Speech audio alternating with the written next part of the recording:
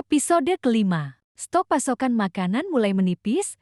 Ini semua ulah Chu Jingfu yang sengaja mempersulit Xiaoju agar dia tidak bisa bangkit kembali. Chu Jingfu juga sengaja membuat rumor penggelapan pasokan. Dia melakukan ini agar pasukan baru berselisih dengan Xiaoju. Xiaoju akan menemui Sun Xiangfu setelah pertandingan merebut bendera selesai. Di sisi lain, Heian mulai bergerak cepat untuk mendapatkan posisi jenderalnya kembali. Di malam, lentera dia menemani Xiaoju untuk mengenang pahlawan yang mati karena berperang. Sekaligus Heian mengenang jenderal besar Xiao juga. Sikap Xiaoju mulai berubah semenjak dia tahu Heian wanita. Pertandingan merebut bendera dimulai. Hanya satu orang yang akan terpilih masuk ke barak 9 bendera Xiaoju. Di sini, Xiaoju yakin kalau Heian adalah pemenangnya dan terbukti Heian dan timnya bekerja sama dengan baik untuk mendapatkan bendera dan merebut bendera lawan. Namun ada satu hal yang mencurigakan saat Heian bertarung dengan Liu Tao. Dia mengetahui kalau Liu Tao adalah mata-mata. Tapi di sisi lain Xiaoju sengaja tidak memilih Heian padahal dia yang menang. Heian sangat kesal dengan Xiaoju karena dia yang menang tapi Laihu yang masuk barak 9 bendera. Dalam keadaan mabuk, Heian protes kepada Xiaoju. Heian juga memberitahu Xiaoju kalau Laihuo adalah mata-mata dan tidak seharusnya dia memilihnya. Dia mengambil pedangnya dan ingin menunjukkan keahliannya, tapi karena mabuk konsentrasi Heian tidak stabil, dia tak sadar merusak gukin milik Xiaoju. Dia meminta maaf namun mengejutkan Xiaoju karena dia mengatakan, "Apakah kau menyukaiku?"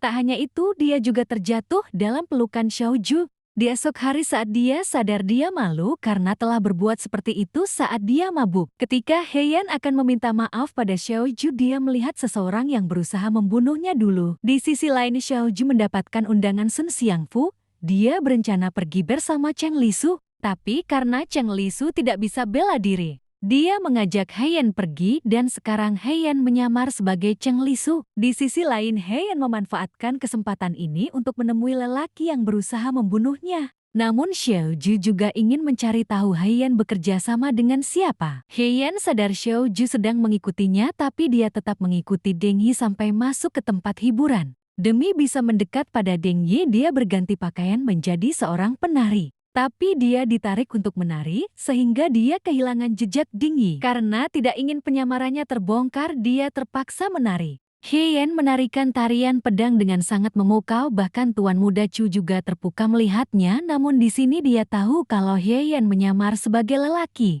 Beberapa menit Heian menari, Xiaoju datang dan hal ini membuat Heian menjadi kehilangan konsentrasinya, namun Tuan Muda Chu membantunya mengiringinya dengan menggunakan seluring. Xiaoju takjub kepada Heian. Dia sepertinya mulai menyukainya. Xiaoju tersenyum melihat keberanian Heian. Terlepas dari itu, sekarang mereka melanjutkan misi pergi ke tempat Sun Xiangfu. Namun di sini akhirnya Tuan Muda Chu tahu kalau Heian menyamar sebagai Cheng Lisu. Nah, di acara perjamuan malam di kediaman Sun, banyak bahaya yang datang. Sun Xiangfu berencana untuk meracuni Xiaoju, untungnya Heian tahu sehingga dia mencegahnya dan tak lama pembunuh bayangan yang menyamar sebagai penari menyerang Xiaoju. Heian harus bersikap tidak bisa bela diri. Tapi dia punya banyak cara cerdik untuk melawan pembunuh. Di sini Heian melihat Deng Yi mengisyaratkan sesuatu.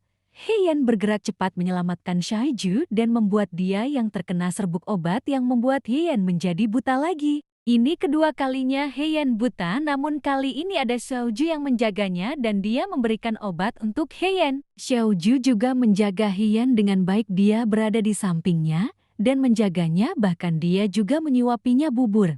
Karena obat ini mata Heian bisa sembuh lebih cepat. Tapi Heian memilih berpura-pura buta agar lebih bebas bergerak menyelidiki masalahnya. Di sisi lain, Xiaoju sudah tahu kalau Heian sudah bisa melihat dia mengikuti permainan Heian dan memanfaatkannya untuk bisa memasuki ruangan rahasia kediaman Sun untuk mengambil buku keuangan. Namun belum juga ketemu buku itu, Sun Ling sudah datang. Heian memberikan isyarat pada Xiaoju agar Xiaoju cepat keluar.